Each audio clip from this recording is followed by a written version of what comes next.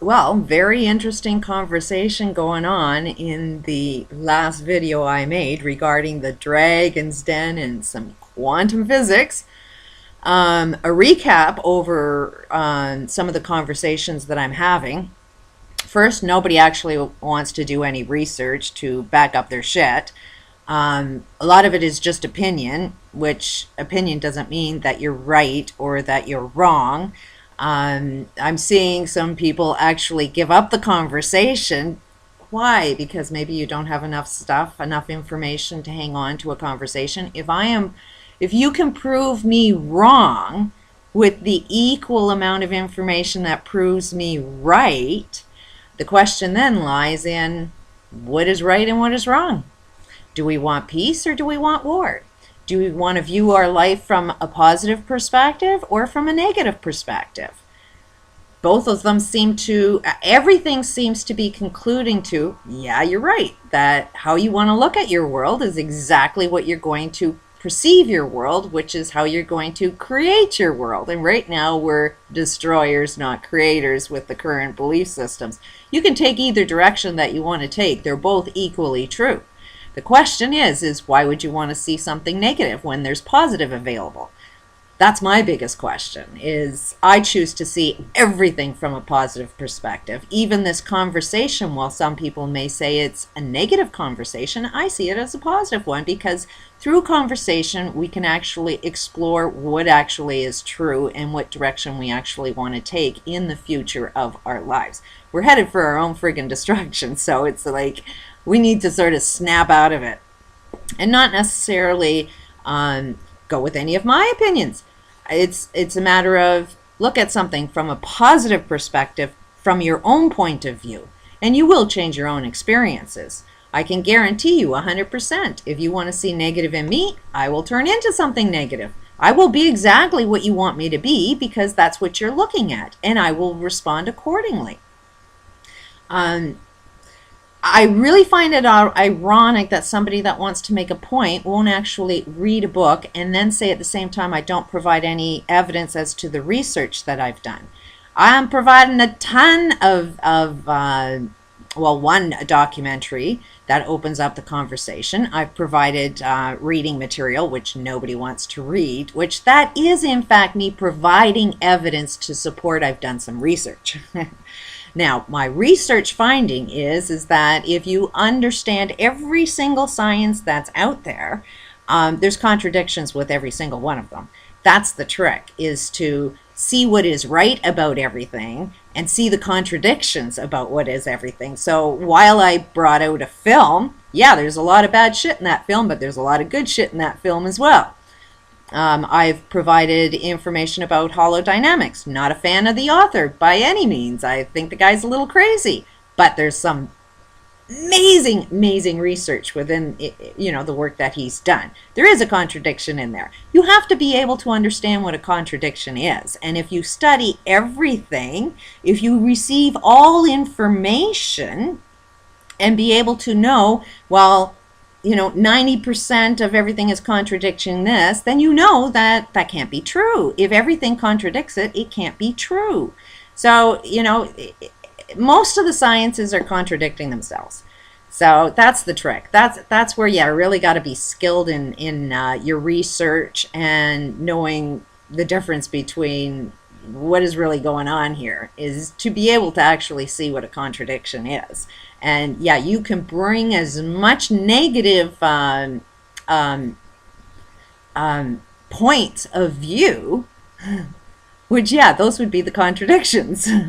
It is all the time. It's like, why would you want to see something negative? Don't believe the bullshit, but know where the bullshit is and communicate that out. And this is the fear that's going on with WikiLeaks, is we've heard one side of what's going on, from our government and our corporate world, and now we're going to hear the other side. And guess what? WikiLeaks is going to be just as biased as the other side. They're both two evils, if you really want to see it. And both of them can have the power to friggin' push the button that blows the whole friggin' planet up. But we as a society, how we react to this information and find out where the contradictions are before we jump on the bandwagon and start being more enemies with our enemies, we'll friggin' destroy our planet, or we can make a massive shift. It's a matter of, do you want a game changer, or do you want everything to stay the same? That's the real conversation. Do you want to see everything from a negative perspective or a positive perspective?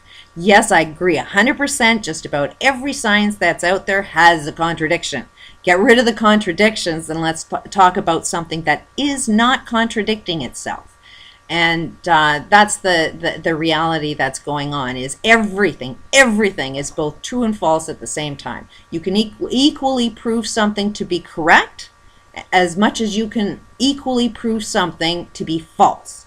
But at the end of the day, when you want to believe the things that are true, it's actually curing cancer, curing AIDS, curing mental illness, curing addictions, and for more than 20 years. This is the new healthcare system, because it kind of opens up your eyes to, why are you suffering from all of these things? Well, that means you need to sort of take a look at your environment, that the way the products that you are consuming, the manufacturing next door to you is actually polluting your world. So while you're buying the stuff that you are actually manufacturing in your own neighborhoods, you're actually creating diseases that you're dying from. But you're going to go to your doctor and you're going to take a pill that's going to only, like if you get cancer, there's a whole pile of pharmaceutical companies that are going to make an awful lot of money off of you putting a band-aid on. Don't look at the pollution. It's not there. It doesn't exist. It won't hurt you. But in the end, all of that medication eventually will destroy you. And the cancer research is acknowledging that 50% of all cancers are preventable, which means we can prevent half of the cancers that are going on in our world. But that can also be expanded even more, that 100% of all cancers can be preventable. And most of the cures that are actually happening with cancer, people that are getting cured might be thinking that it's the medication, and it ain't, because they're also involved in a lot of other change your lifestyle. And it's the changing of the lifestyle that's actually curing their cancers. It's making them more aware of their behavior patterns, their belief systems, that's actually curing their cancers. But the cancer research will never expose that, yet the cancer research is definitely involved in that one. Why is it they don't want you to know that? Anyways, enjoying the conversation. It's getting pretty, the volume is pretty high, and it is getting challenging to keep up on the conversation.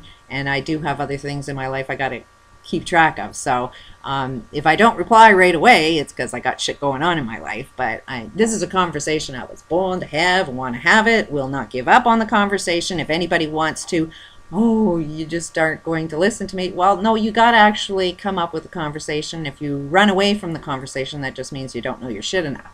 Otherwise, you wouldn't leave the conversation. So it just sort of speaks volumes to those that just have an opinion that it's wrong and with nothing to back your shit up, or, the name calling comes on, just proves that you're wrong again and you don't have anything to back up your statement. So I look at somebody that actually can present an argument, can present, something that doesn't have a contradiction to it.